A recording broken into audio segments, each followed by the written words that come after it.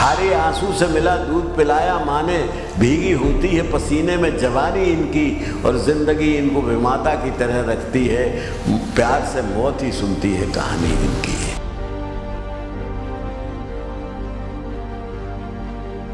आज़ादी का सूरज चमका शहरों के आकाश में, गांव पड़े हैं अभी गुलामी के पिछड़े इतिहास में, फूल कली ने जहर खा लिया तंग हुए महंगाई से। किसान और किसान की बीवी जब दोनों मर जाएं और जहर खा के, तो मैंने लिखा है कि फूल कली ने जहर खा लिया तंग हुए महंगाई से, हंसती रही तिजोरी काली उन पर बेशर्माई से, सूदखोर ले गया दुल्हन का कंगन खोल कलाई से, गायों से ज़्यादा डरता है निर्धन आज कसाई से। बुलबुलें खुश थीं उम्मीदों के तराने गाए, लेके पतझड़ से बहारों को चमन सौंप दिया। अब तो मासूम गुलाबों की ये घायल खुशबू शीश धुनती है कि खारों को चमन सौंप दिया। खारों को चमन सौंप दिया। रात बस रात जो होती तो कोई बात न थी, उसका आकार मगर दूना नजर आता है। कितने चमकीले सितारे थे कहाँ डूब गए, सारा आकाश बहुत सूना नजर आता है। उदय प्रताप जी, आप अब परिचय के मोहताज हैं नहीं। इतने बरस आपने लगातार सामाजिक जीवन जिया और बहुत ही सादगी के साथ जिया। प्रधानमंत्री केवल किसी पार्टी का प्रधानमंत्री नहीं होता, वो देश का प्रधानमंत्री होता है। उसे जो कुछ बोलना चाहिए वो मर्यादा से बोलना चाहिए, प्रधानमंत्री की मर्यादा का ध्यान रखना चाहिए और संवैधानिक ढंग से बोलना चाहिए।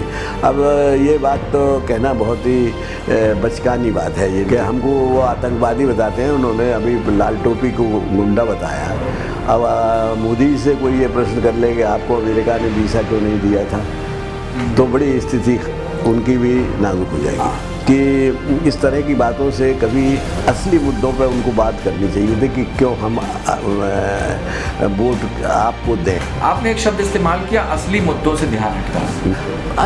असली मुद्दा तो किसी भी देश में सबसे पहली बात यह है कि असली मुद्दे है कि उस देश की जनता खुश कैसे है। खुश होने के लिए उसको चाहिए खाना, उसे चाहिए कपड़ा, उसे चाहिए मकान, और वो उसके लिए इंफ्रास्ट्रक्चर चाहिए। और जो आज की स्थिति है वो ठीक विपरीत है। महंगाई है, रोज़गार कम हो रहे हैं, आमदनी कम हो रही है।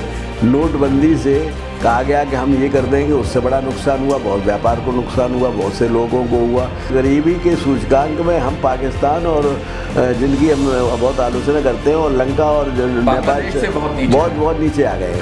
तो ये सारी स्थितियों के लिए सरकार जिम्मेदार है, इस पर बातचीत होनी चाहिए। ये मुद्दे हैं, इन पर बात होनी चाहिए कि ये कैसे समझें। लेकिन आपने कहा कि खुशी देना काम होता है, खुश रखना जनता को काम होता है।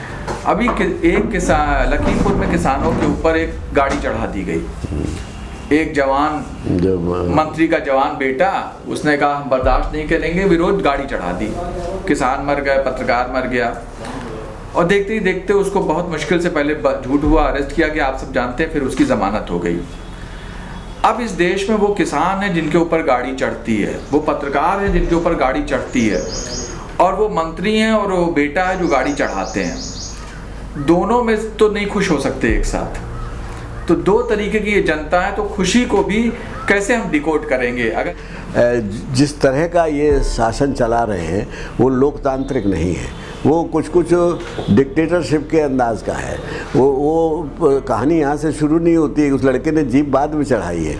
उसके पिता ने पहले एक बयान दिया है 2 दिन पहले कि अभी आप मुझे जानते नहीं कि हम क्या कर सकते हैं। अगर उससे जोड़ के इस जीप का चढ़ाना और 5 लोगों का मारना, एक पत्रकार जिसमें भी था उसका मारना, अगर देखें तो हमें लगता है कि ये बहुत सुनियोजित षड्यंत्र था, जिसमें किसानों को दंड देने के दृष्टि से किया गया था। और इसकी योजना यही 2 नहीं थे, ऊपर से भी इसके आदेश रहे होंगे।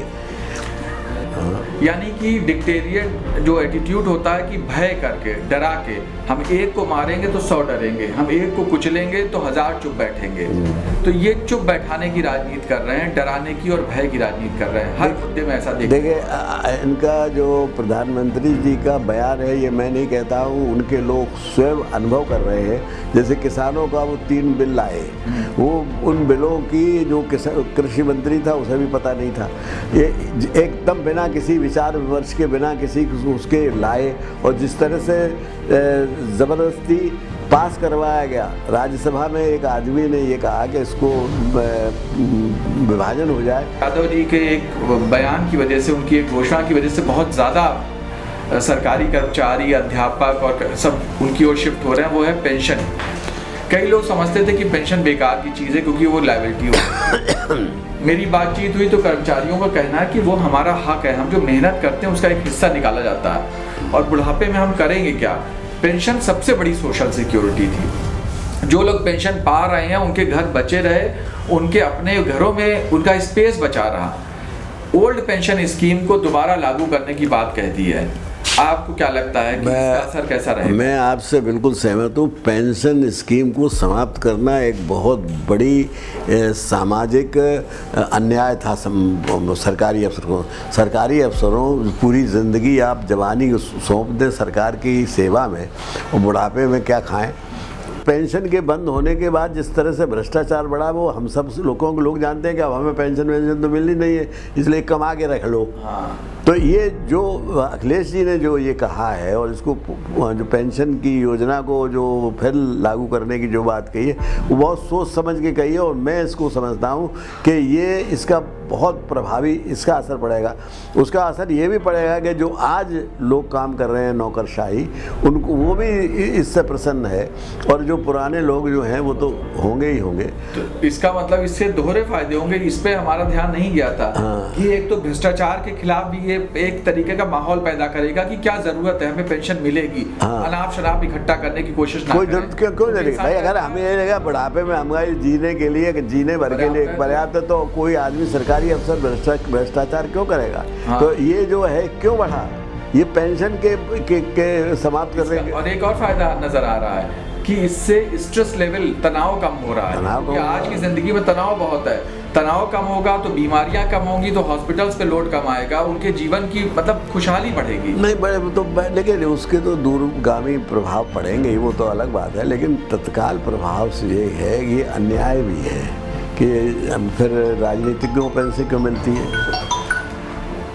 फिर MLAs MPs को पेंशन क्यों मिलती है। हाँ, ये सारे सवाल पूछते हैं। हम लोग पूछते हैं कि भाई सरकारी अफसर ने क्या काम गलत किया था, क्या उसको ही क्या दंड दिया जाए। तो ये बात जो है एक तरह का अन्याय भी है सरकारी अफसरों के साथ। तो इसलिए ये बहुत अच्छा काम है और इससे इसके फ़ायदा भी उनको बहुत मिलेगा। चलिए हम लोग थोड़ी देर के लिए बैठे, कुछ सवाल जवाब हो गए। उम्मीद है आपकी पार्टी की सरकार आए और एक बेहतर समाज की परिकल्पना रखे। बहुत बहुत शुक्रिया।